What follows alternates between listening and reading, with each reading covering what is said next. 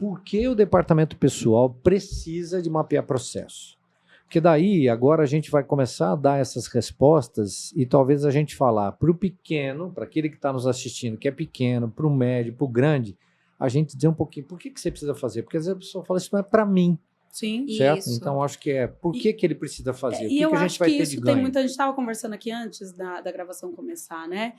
Eu acho que tem muito esse preconceito com a coisa do processo pela área de DP, porque acaba que a gente acostumou a sempre fazer aquilo, a ser detentor daquele conhecimento. Exato. Né? Porque assim, as pessoas não sabem o que é DP. As outras pessoas não sabem.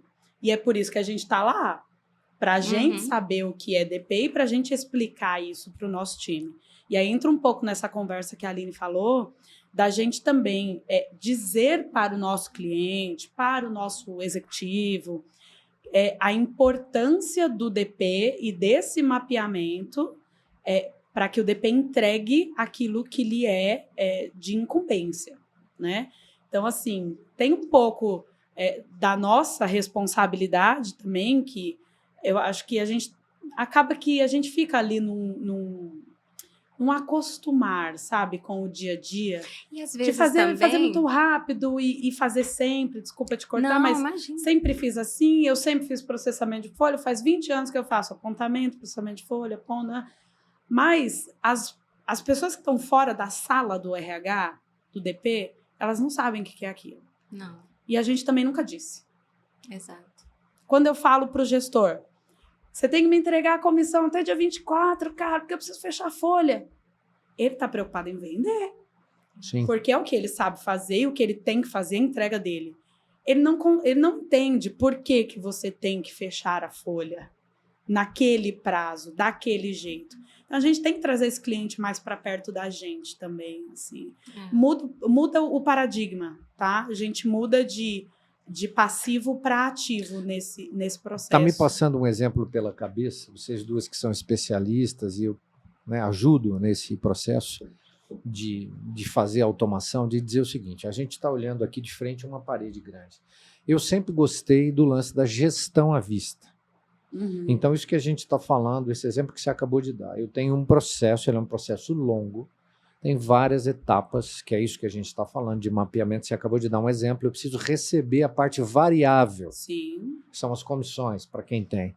Então, depois que eu receber isso, que é uma das etapas desse mapeamento, né, para quem está nos ouvindo e às vezes está querendo entender melhor o que a gente está falando de mapear, mapear é colocar essa etapa que está aí.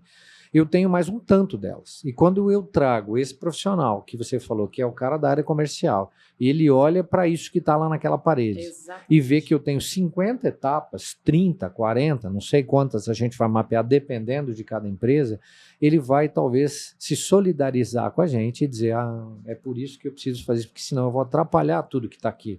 Faz sentido? É isso, Aline? É isso, Ida? Exatamente. E eu digo mais, se essa pessoa for uma pessoa também voltada a processo, ele vai saber que para ele te entregar a variável dia 24, ele lá no time dele vai precisar fechar dia 20. Sim.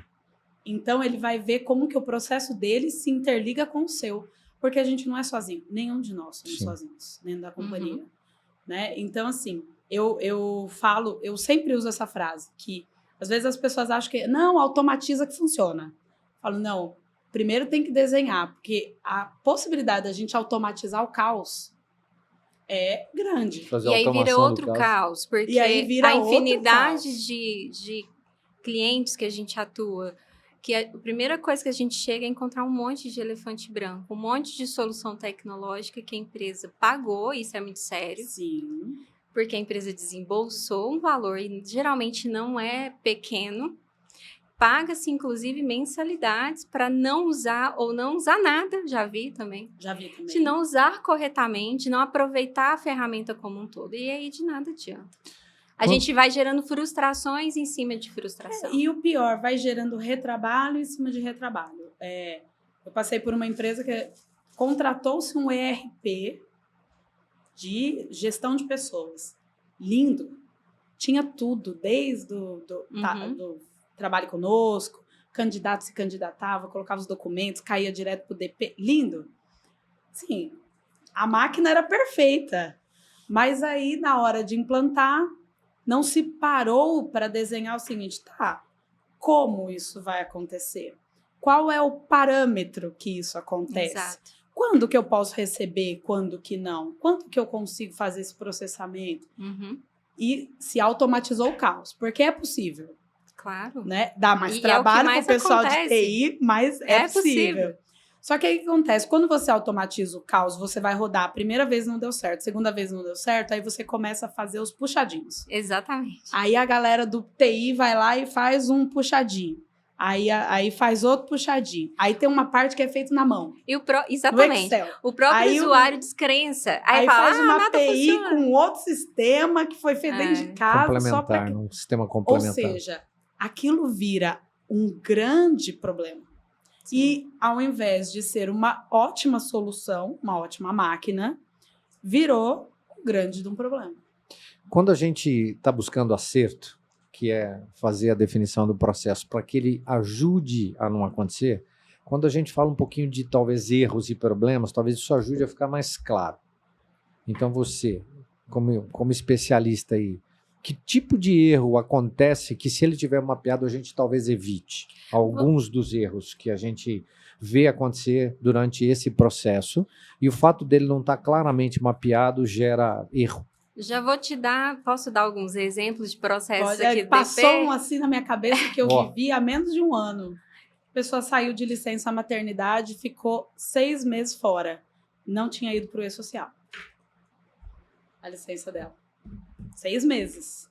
A gente só ficou sabendo que não tinha ido, porque tinha um erro, porque foi exatamente nesse lugar, né?